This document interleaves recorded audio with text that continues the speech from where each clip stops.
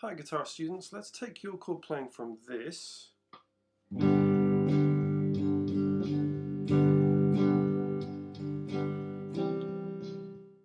to this.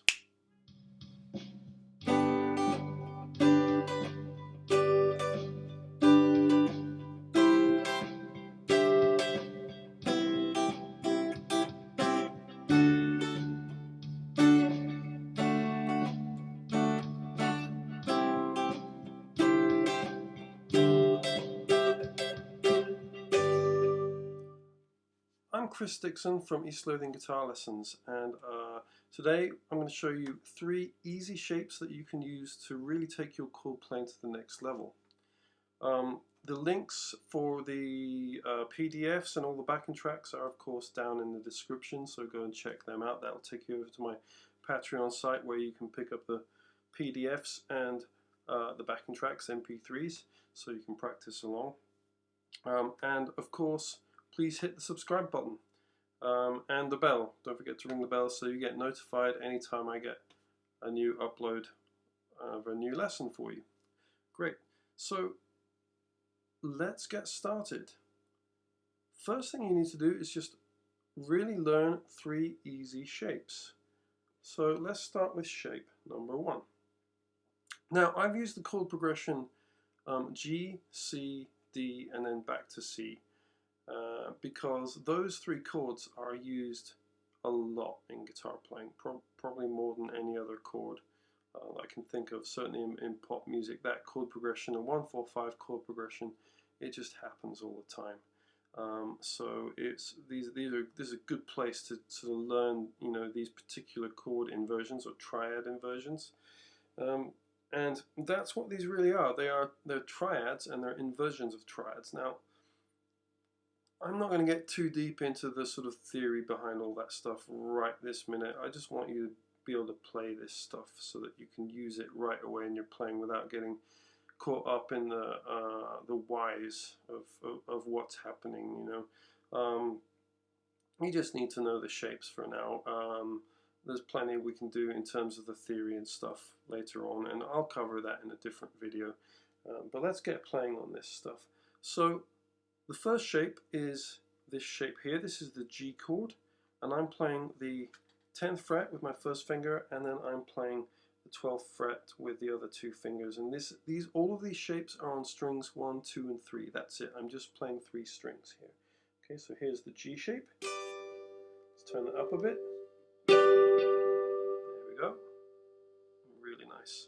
Now, to play the C chord, take this exact same shape, don't change anything, but just slide it down so that it's on fret 3 and fret 5. And then to play the D chord, just slide that shape up 2 frets. So now you're on fret 5 and fret 7. And there you go. There's your first shape, and and your first 3 chords using that shape.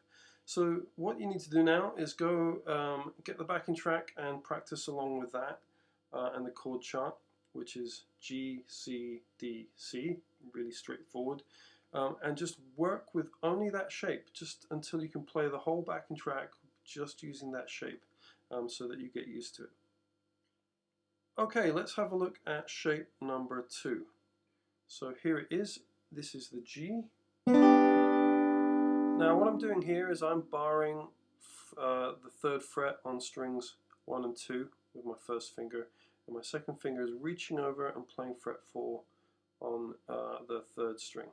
Now it's important that you get clearance under this finger, so you've got to sort of curl it, as you can see, so that you are letting strings 1 and 2 ring out because they are part of this triad. So there's my G chord. To play the C chord, you take that same shape and you just slide it up so that you're playing frets 8 and 9. Okay, and then to do the D chord, slide it up 2 more frets and we're playing 10 and 11. There we go. And again, backing track, start playing just this shape, shape number 2. Get used to playing just shape number 2 for now. Once you can do that, then you can start to mix the two together. So maybe playing shape 1 for part of the chord and then moving to shape 2.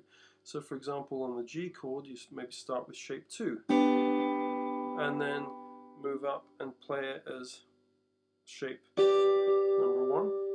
Or maybe you just want to stick to one shape per chord, which is probably a good start actually. So let's go with G right here. And then for the C, I'm going to stay at the same fret and play shape number 1, like that. So that makes it a very small chord change. And then for the D, you got a choice. You could just slide up 2 frets. Or maybe you're feeling like a bit more adventurous and you've got this down. So you can move up to there, okay? And then we're going to go back to C. So maybe you just want to slide down a couple of frets, play it there. Or again, if you're feeling adventurous, make that leap down to fret number 3. Great. So let's move on to shape number 3 and our final shape. Now, most people can play this shape. This is the D chord, the D shape. So let's start with the G. We're going to go to fret number 7, and basically I'm playing the D shape right there that you can see. So first finger on fret 7 on string 3, second finger on fret 7 on string 1, and of course in between those is my third finger on fret 8 on string 2.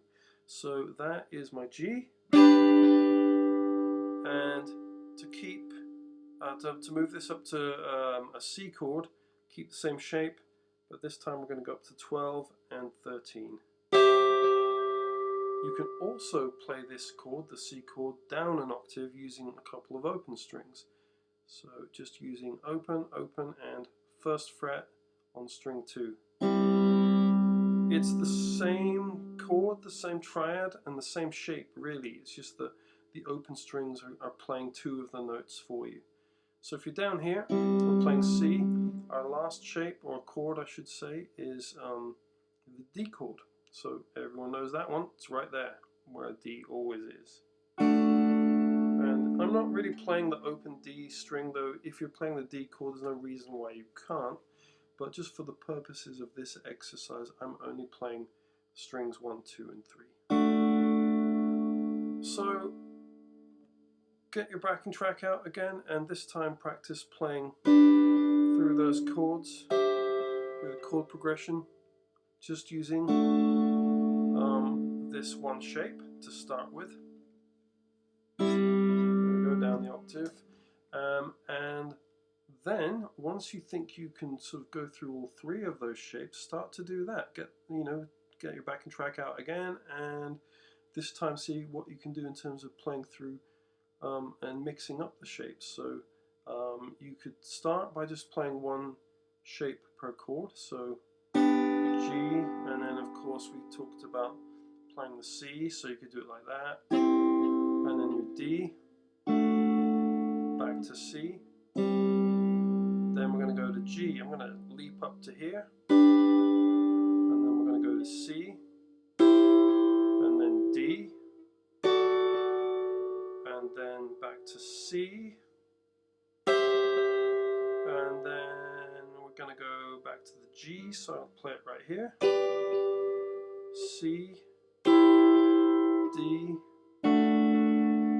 C, and that's us back to the start again. So lots of different options with this stuff, and another thing you can do is actually, if you have a long enough space on each chord. So in the case of the backing track, I've actually written each chord for 2 bars, so you have a lot of time that you can actually swap between voicings on each chord. So what I mean by that is you maybe start with a G here, move up to there, and then there, back to here, then change to your C,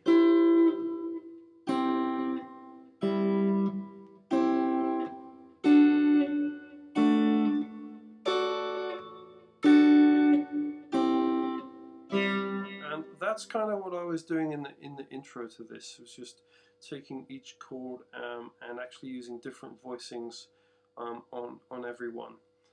So take in that space of 1 or 2 bars, switching the chord voicing quite a lot, and that makes it sound cool, gives you some movement and really makes it look like you're playing something fairly complex, even though you're not. Now, obviously, the caveat is be careful, and with anything in guitar playing or music, if it sounds good, it is good. If it doesn't sound good, it's probably not. Anyway, I hope that has helped you out, and happy practicing with that stuff. Again, please subscribe. It means a lot to me. I would really like to do a lot more of this kind of stuff, and I really enjoy doing these videos. And also, don't forget that all the links for the PDFs and the backing tracks are in the description below. So I will see you next time for another East Lothian Guitar Lessons mini lesson. Happy practicing, guys. Bye-bye.